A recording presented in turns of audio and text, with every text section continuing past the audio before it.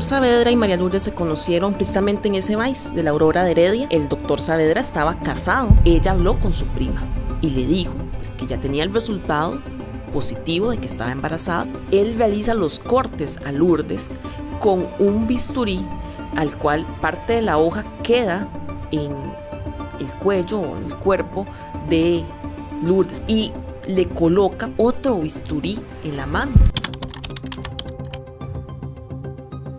Tal vez cuando mostró un poco más de emoción fue en determinadas partes de su declaración, porque otras partes de su declaración fueron como un profesional en medicina dando una clase sobre medicina. La prueba que se había recabado durante la investigación permitió una a una derribar cada una de las piezas de esa defensa construida por el doctor.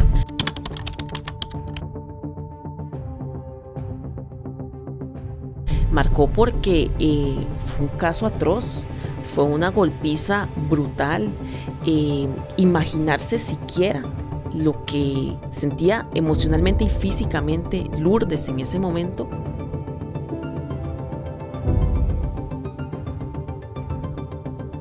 El imputado se mostraba tranquilo, incluso podríamos decir hasta un poco frío. Cuando escuchaba la prueba, cuando escuchaba pues lo que estaba aconteciendo, lo que estaban diciendo las personas allí. Tal vez cuando mostró un poco más de emoción fue cuando él brindó su declaración en determinadas partes de su declaración, porque otras partes de su declaración fueron incluso también algo mecánicas, algo como un profesional en medicina dando una clase sobre medicina.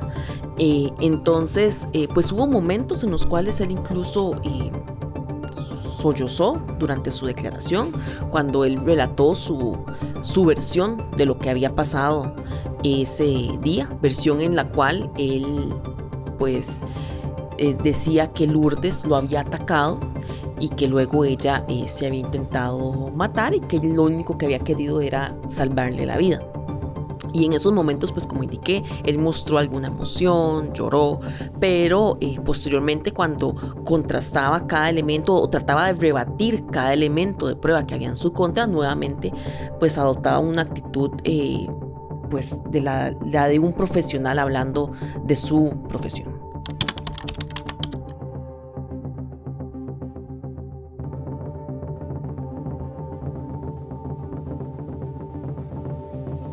La versión de la defensa se centraba en la declaración del doctor Saavedra y una versión completamente distinta de lo que supuestamente había sucedido ese día.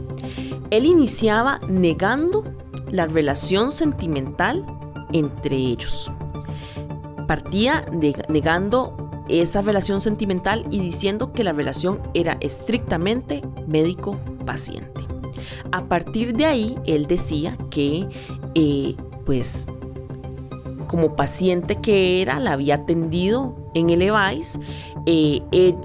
Decía que ella presentaba pues problemas hormonales, que era lo que hacía que tuviera periodos en los cuales no menstruaba, y que por eso fue que la remitió a realizarse esa prueba de sangre, pensando incluso pues que ella no estaría embarazada por estos problemas hormonales, pero nuevamente siempre centrándose en que esto fue meramente una cuestión de un médico a una paciente. Señala que en determinado momento durante la atención que él le daba a ella empezó a observar rasgos de problemas psiquiátricos y que incluso conversó con su esposa sobre el tema, porque su esposa era psicóloga, si no me equivoco.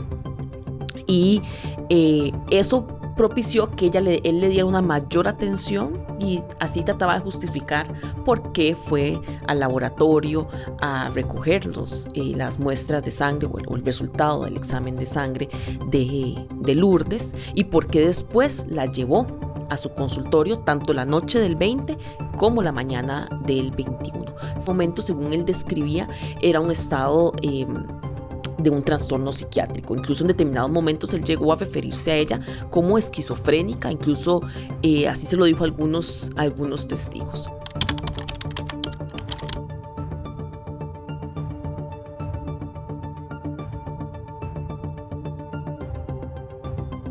de eso, partía de un problema psiquiátrico que supuestamente tenía Lourdes, y que ese problema psiquiátrico en esa mañana del 21 de agosto fue la que la llevó a tratar de acabar con su propia vida, con un bisturí que él tenía en su consultorio, porque según él decía iba a atender a un paciente esa mañana y tenía preparado el bisturí para la atención de ese otro paciente.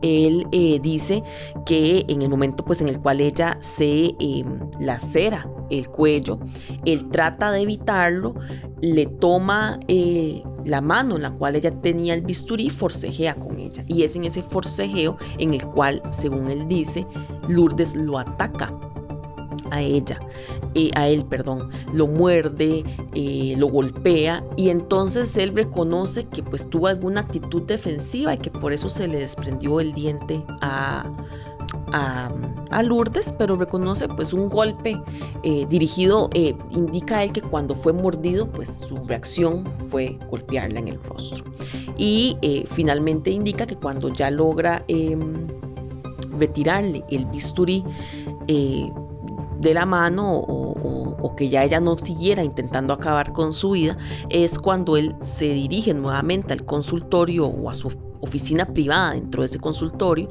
y a tomar algunos instrumentos para ayudarla, según él dice, y es cuando escucha que ella misma se golpea la cabeza contra la pared, y posteriormente es cuando ya él sale a pedir ayuda, e incluso, según él dice, le pide ayuda a los oficiales de fuerza pública para que le permitieran a él darle la atención médica que le permitiera salvarle la vida.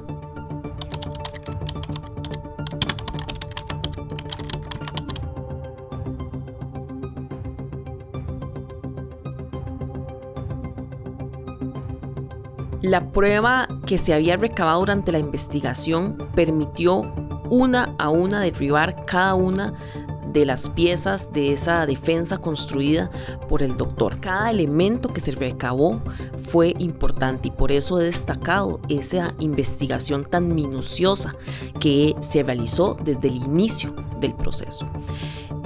Empezando con la negativa, para seguir el mismo orden tal vez de la tesis defensiva, empezando con el hecho de que él negara la relación sentimental. La prueba testimonial allí fue muy importante.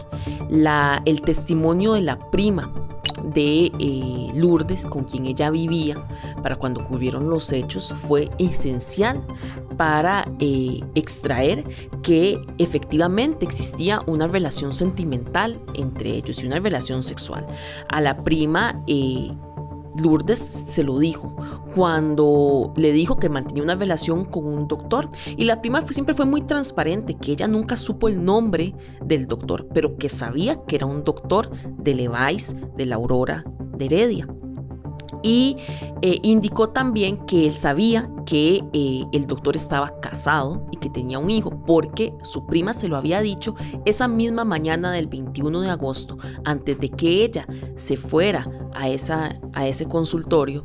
Ella habló con su prima y le dijo pues, que ya tenía el resultado positivo de que estaba embarazada, que confirmaba sus sospechas que previamente le había dicho. Le dijo que era del doctor y que el doctor no quería que lo tuvieran y que iba a ir a conversar con él.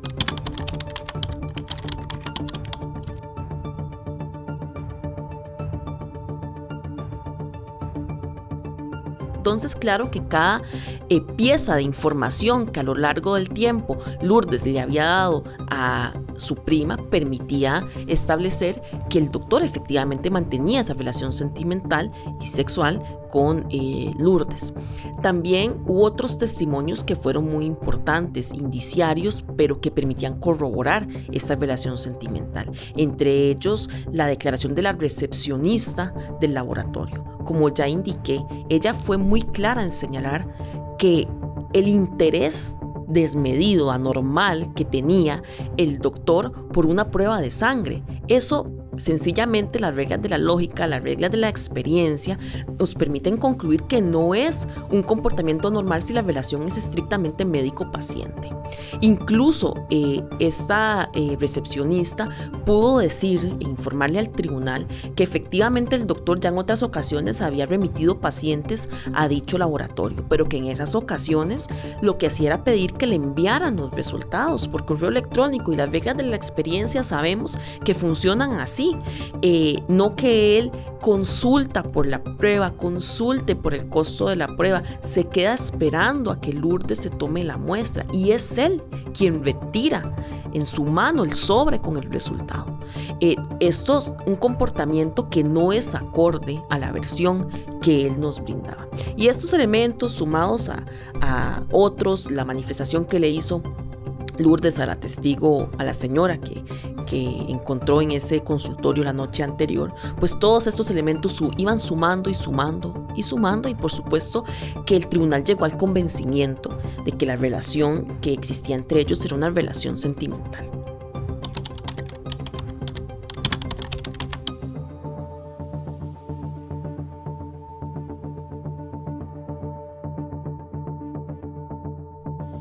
Al colocar él el bisturí en la mano de Lourdes, cometió un error importantísimo, que la prueba permitió sacarlo a la luz, y es que él realiza los cortes a Lourdes con un bisturí al cual parte de la hoja queda en el cuello o en el cuerpo de Lourdes, pero en el interior no era visible, a primera vista no se podía observar.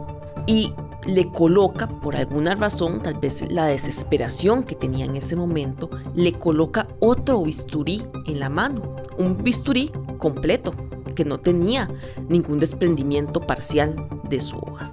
¿Y qué sentido tiene eso? Incluso dentro de la dinámica que él brindó, en ningún momento habló de que ella tomó otro bisturí, porque no tenían claro del análisis de la prueba que así era. Sin embargo, si usted analizaba minuciosamente la prueba, usted podía saber que efectivamente ese bisturí que se utilizó para cortarle el cuello después se encontraba cortado. Y le coloca otro en el momento de la desesperación, y como digo, no tenía ningún sentido que ella después tomara otro bisturí que no tenía ningún rastro de sangre. El envoltorio, sí, para el momento en el cual se encuentran los envoltorios, el envoltorio sí tenía rastros de sangre. ¿Por qué? Porque son tomados cuando ya estaba toda esta sangre en el lugar, cuando ya Lourdes había recibido los golpes. Entonces, claramente toda esa dinámica que él indicó, pues se caía abajo y era imposible que Lourdes hubiese intentado acabar con su propia vida. Sí hubo fase de apelación y de casación. La defensa técnica recurrió la sentencia emitida por el Tribunal de Juicio ante el Tribunal de Apelación de Sentencias de San Ramón, que era la que le correspondía conocer. Interpuso un recurso de casación alegando una serie de vicios que finalmente fueron todos rechazados por los superiores. Ellos confirmaron la sentencia, mantuvieron la calificación legal de homicidio calificado por alevosía, no así por ensañamiento, pero mantuvieron la pena, mantuvieron la calificación y mantuvieron pues el análisis probatorio que se había realizado del caso.